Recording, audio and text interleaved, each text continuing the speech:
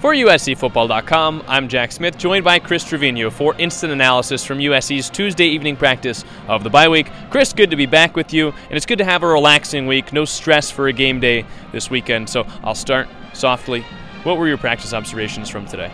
Yes, this is the bye week. I hope the fans can hear the band practicing, getting in their practice right over there, because that's a nice little added context to this instant. But yes, it's a bye week.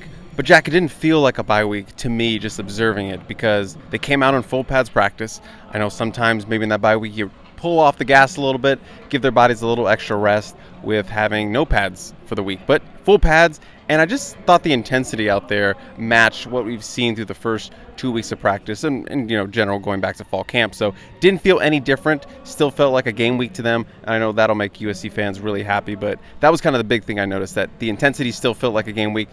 Didn't feel like a bye week.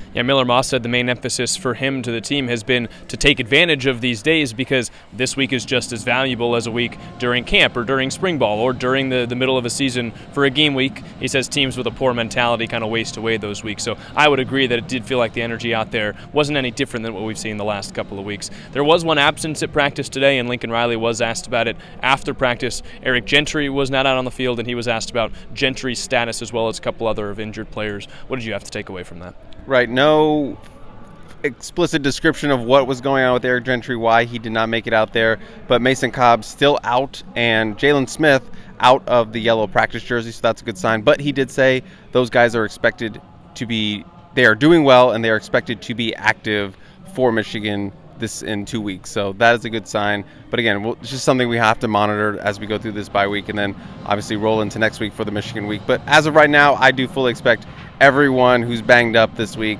to be active in terms of guys in the starting lineup.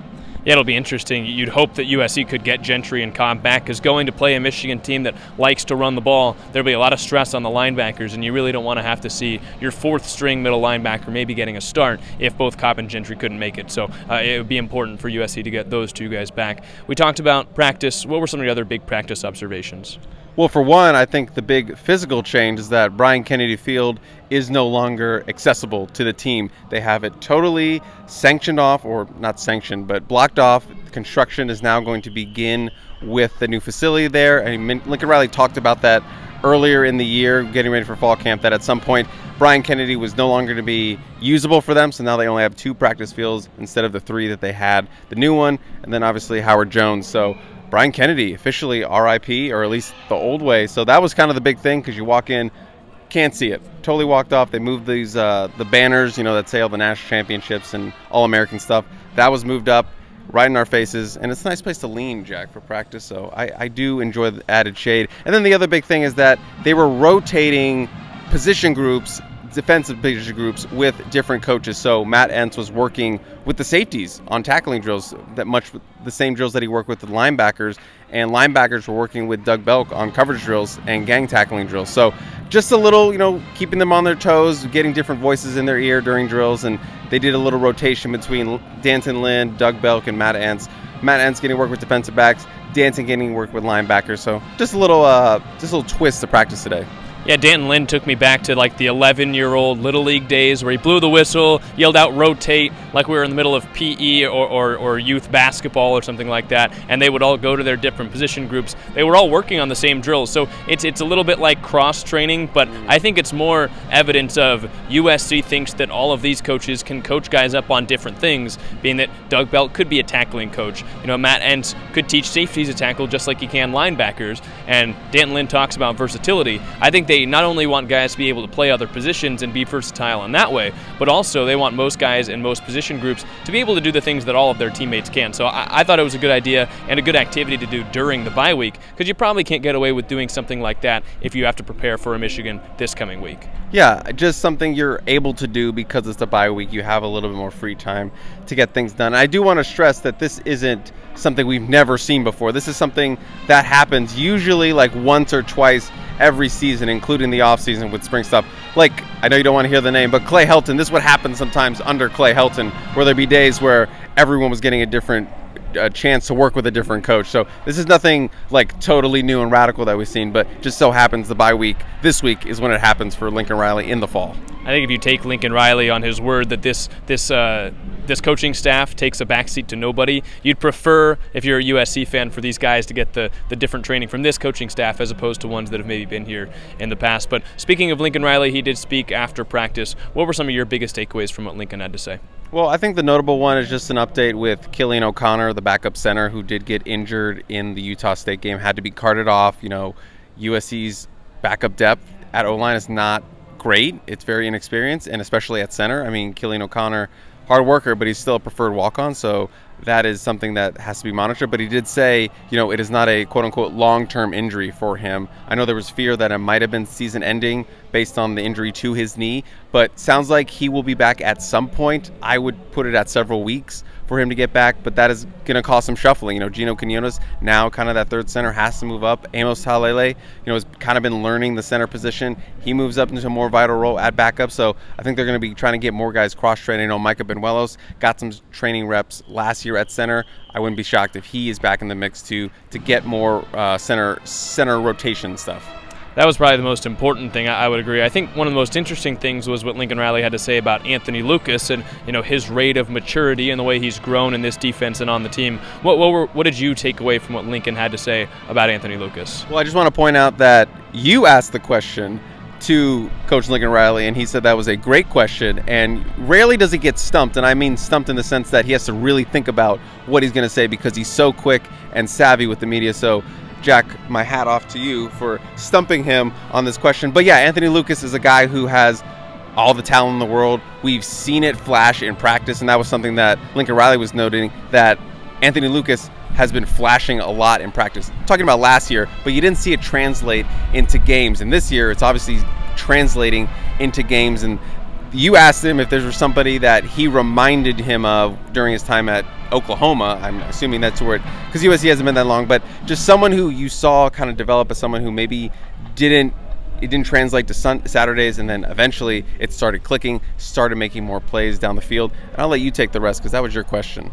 Yeah, he said Isaiah Thomas, not that basketball player or the other basketball player, but a defensive lineman now for the Bengals. He was a 7th-round pick, and I looked back into his numbers at Oklahoma. Pretty quiet first 2 years, but he had back-to-back 8+ sack seasons in his last 2 years at Oklahoma. So if Anthony Lucas can do that for USC, that would be very big for this defense this year. But I did think it was interesting that he thought really deep and hard about it and was able to make it looks to be a pretty good correlation, especially if Anthony Lucas could put up the numbers that he possibly could put up this year. Yeah, I mean, 8 sacks, you take that all day. All day you take that for USC's defense, and Anthony Lucas has been playing at the level of an impact player. Last year was nowhere.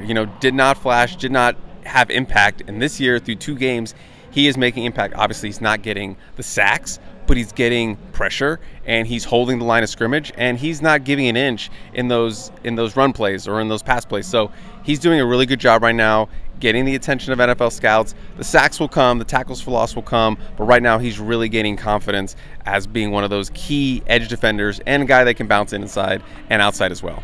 Yeah, on top of Lincoln too, we heard from a couple of leaders on the team in Miller Moss, Jonah Monheim, a couple of new guys talking for the first time, Walker Lyons, Bryan Jackson, both true freshmen who got action on Saturday, as well as a sprinkling of other offensive players. Where would you like to start? I think I want to start with Jonah just because he was asked about that leadership role that he's taken. Jonah's been a captain. Well, I know the captain fluctuates this year, but he was a captain last year, and he's been voted a captain already for this season as well. And, Jonah, I don't want to say quiet, but he's a more reserved guy, kind of a lead by example, just so cerebral and smart. And, when he talks, people listen because he doesn't talk all that much. But this year, was really challenging for him to step up as a leader, and you can't be quiet as a center, Jack. You have to be the one making all the plays, calling out, who's the mic, whatever. You have to be very vocal. So this year has really challenged Jonah Monheim to be more vocal as a leader, not just be a lead by example. Can't shrink. Gotta be forward. Talk to the guys. People want to hear you speak. People are going to listen even more now. So that's just something he's been but growing in as a leader as he takes another step, as a football player and also as a guy in the locker room that people are looking up to. Yeah, my favorite quote from Jonah was, "Sometimes if you're leading by example, you're not really leading." And I think that's something he's taken to heart, and he's really trying to be more vocal this year. Speaking with Miller Moss as well as Jay Fair, there were a couple of funny moments with Miller detailing the block he laid for Quentin Joyner last week and what I believe was Quentin Joyner's career-long run. He said there was a moment in LSU that he saw on film where there was a run like that Quentin Joyner broke a couple tackles, and Miller wasn't there to lay a block. So he watched it on film. It was a point of emphasis for him going into the Utah State game. Funny that a quarterback putting a point of emphasis on laying blocks. He goes out there, he did it against LSU. He was asked, hey, did Lincoln Riley mention anything? He said, hey, we supply you with a helmet and shoulder pad. So it's almost the expectation. And I think Caleb Williams started that a bit last year and the last couple of years with trying to get out ahead and block in the RPO game. And with Jay Fair, he talked about shopping a little bit too much, and I asked him what his favorite recent purchase was. He said, first of all, a Go-Yard bag. He paused for a second. He said, oh, yeah, I also got myself a car. He's got this black Audi that he just bought, and that was kind of his oh, yeah purchase that he kind of slipped his mind a little bit. Yeah, it was very funny because a bag, okay, must have been a really nice bag, and then a car, and then you're like, a sports car at that. Small correction, I think he said BMW. You might be right. I might be wrong. I just want to get the car right. I know, but a lot of people, maybe they're going to see it and they'll be like, no, that's Jack doesn't know his cars. I don't either, but I think he said BMW, black BMW. And yeah, I mean, maybe that's a good little NIL recruiting pitch for kids. Like, hey, Jay Fair's over here. He can buy a car, new car in LA. So yeah, that was a little funny story.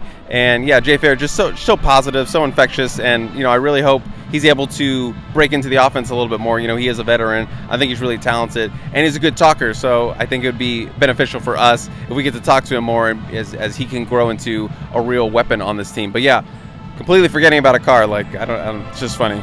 Is there anything else that you want to mention before we wrap it up? Band's getting a little bit loud. Band is getting a little bit loud. Just listening to the freshmen, you know, not really much from them, but they were just really excited to, you know, get those opportunities. And Lincoln Riley did mention that it is key for games like Utah State to be able to get those young guys development for the future. You know, you can't go a whole season and guys only play like 7 snaps throughout the year because you can't close out teams.